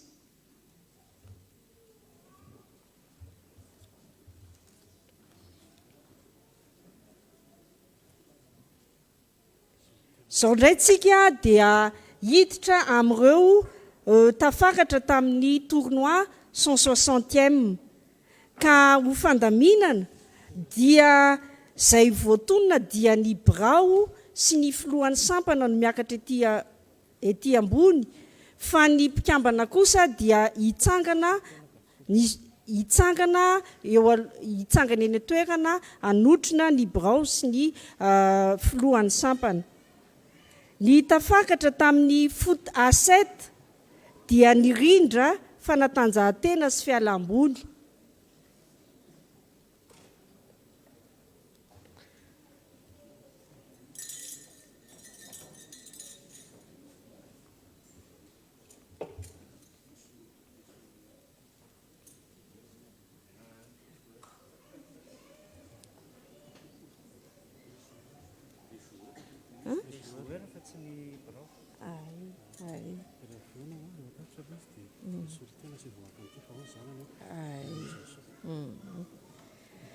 Le mpilalao moa zany amin'le nahazo an'le tournoi tena tokony hitsangana ety anoloana haka an'le médaille.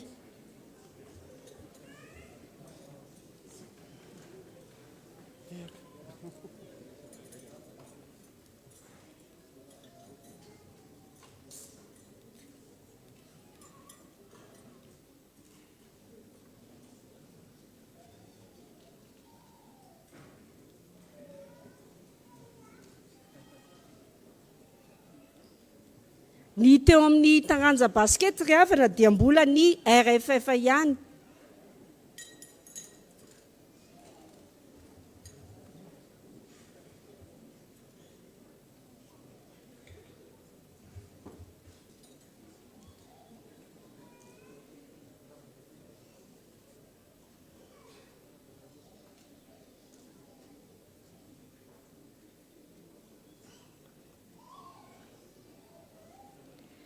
Ny pétanque kosa dia ny fikambanan'ny dekona sy ny loholona. Andriamatoa Rakotoary Sofarala sy Andriamatoa Ralaindimby Aja.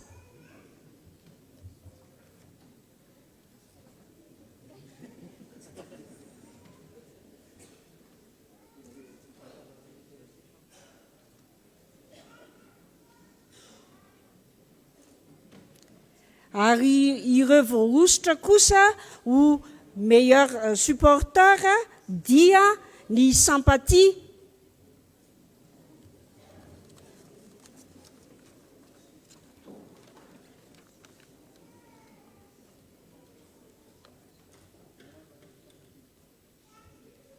dia miditra indray tsika amin'ny fanolorana ny sertificat ho an'ireo sampana sy rantsana mankalaza ny 20 taona sy ny 30 taona. Eto zany le manaraka an'le fandaminantsika ny filohan'ny sampana sy ny birao no manatony ety aloha fa ny mpiambana kosa dia mitsangana eny atoerana. Atsona voalohany zany ny rindra fanatanjahantena sy fialamboly mankalaza ny 20 taonany.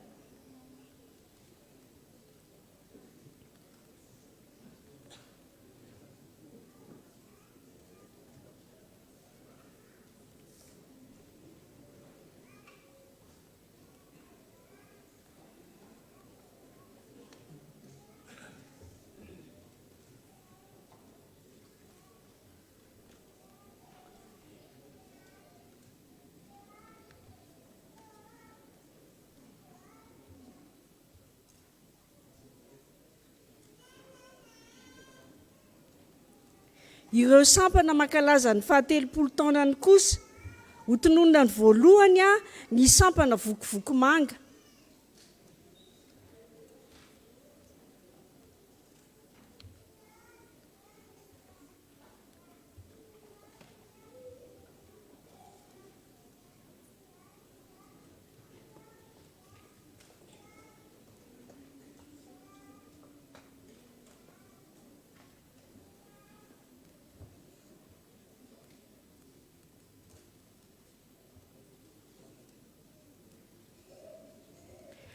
Ny sampana manaraka dia ny sampana mpiangaly zava-maneno.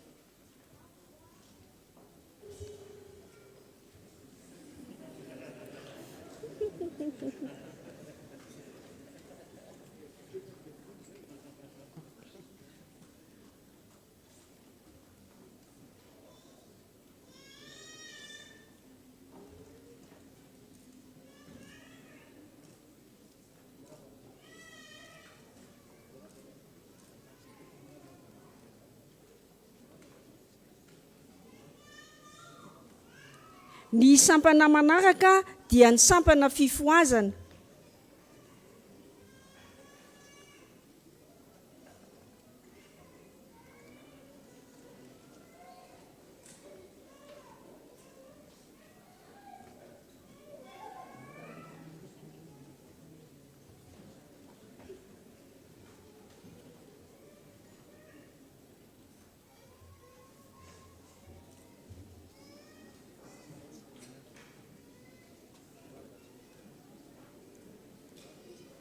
Ny sampana manaraka dia ny sampana lehilahy kristianina.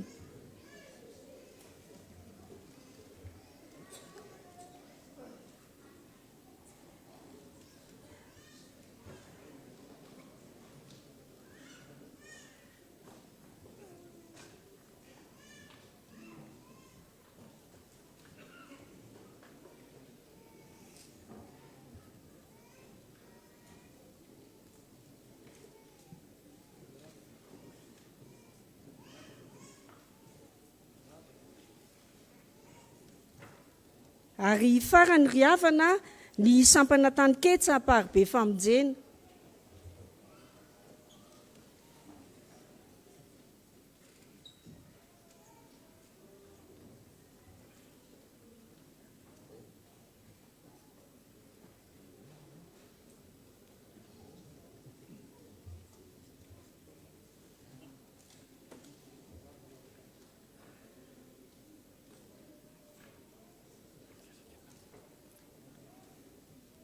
Dia misaotra an'Andriamanitra hatrany itsika ry havana natotosan'ny fizarana ireo loka sy sertifika ireo dia ho an'Andriamanitra irery ihany eny ny voninahitra.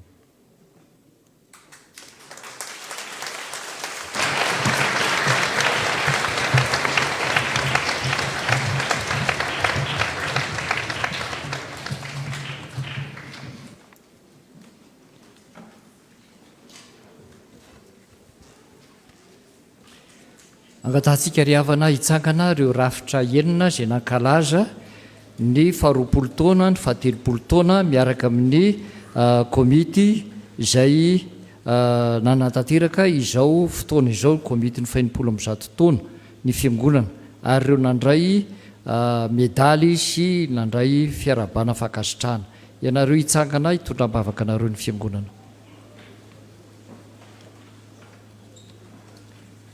Hivavaka isika ry havana. Tompo, na dia tao aza ny fahasarotan'ny fotoana izay natrihan'ny fiangonanao, ary tsy ny fiangonanao eto Paribe ihany, fa ny fiangonana rehetra manerana ny tany, ary ny olona rehetra nanerana ny tany koa. Dia sitrakao no nafahana nanatanteraka ireo izay azo natao nandritry ny zany fotoana fankalazana zany, ary samy navita izay tokony natao daholo ireo mpanomponao ireo, ary azo natambatra tamin'ny fotoana iray zany hetsika natao mba ho fankalazana anao zany. Dia anao ny dera sy ny laza ary ny voninahitra ry Tompo Andriamanitray, izay mahay mandrindra ny fotoana rehetra ary mba me fifaliana ho an'ny fiangonana hijoroa ny vavolombelona eo anivony ity izao tontolo izao ity. Dia taio Tompo ireo rafitra enina izay nankalaza anao noho ny 70 taona sy ny 20 taona nijoroany. Dia toy izany koa ny komity izay niasa nandritry ny ity fotoana 2024 ity, amin'izay nitarihana ny fiangonanao ankalazanao noho ny 100 taona nijoroany. Mpamonjy eo entinay ambavaka ihany koa ireo nandray fankasitrahana rehetra, satria niezaka izy ireo ary nandray anjarana ny fahavononana. Ho anao Tompo ny voninahitra fa ny fifaliana kosa ary ny fahafahana maneho fa fiangonana miara-mifaly, fiangonana miara-mihetsika, fiangonana tsy manadino ny fanomezana voninahitra anao Andriamanitra ity fiangonana Paribe Famonjena ity. Ary izahay rehetra mpiara-miasa ary mpiara-mivavaka dia hanana fifaliana ary hanana fiombonana sy fifankatiavana ihany.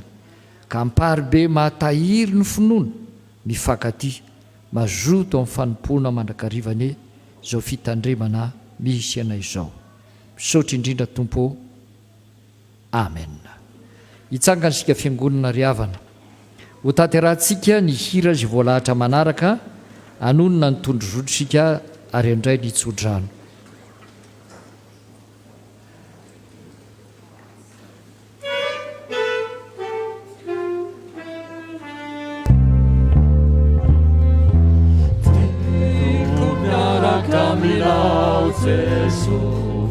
Naza hitundrana wai teko miaraka aminao Jesu fayanao no miantsoa siaraka aminao aory Jesu Tompo tsy mananoloka fafanamosiano anaraty anao zany faniriako hifikitra minao ao Jesu teko miaraka aminao Jesu naza hitondrana wai teko miaraka aminao Jesu fayanao no miantsoa.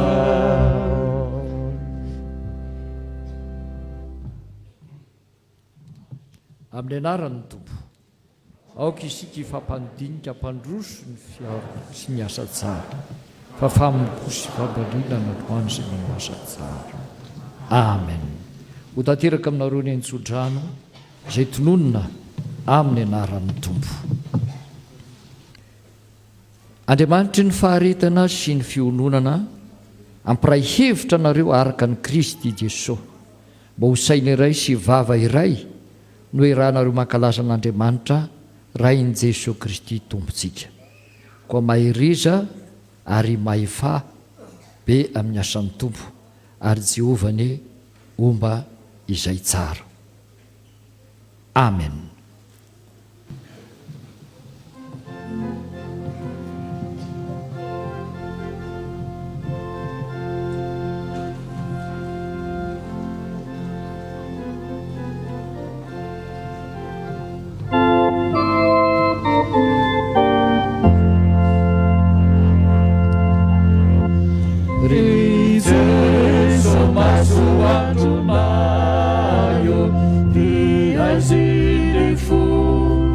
asa toko fatonga ty anatina izao mazava lehibe.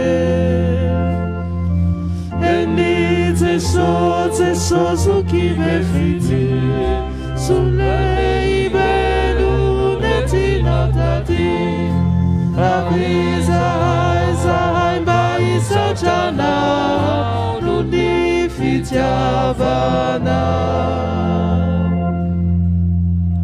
Manjaka fiadananayo ekenay toko miena misabatry ny firenena atao fangajiza.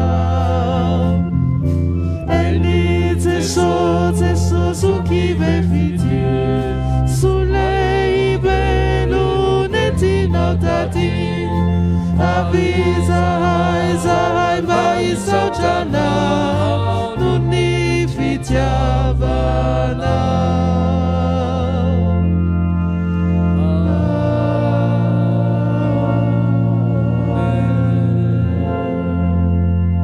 aoka ipetraka ny fiangonana manao vavavaka mangina ao am-ponareo.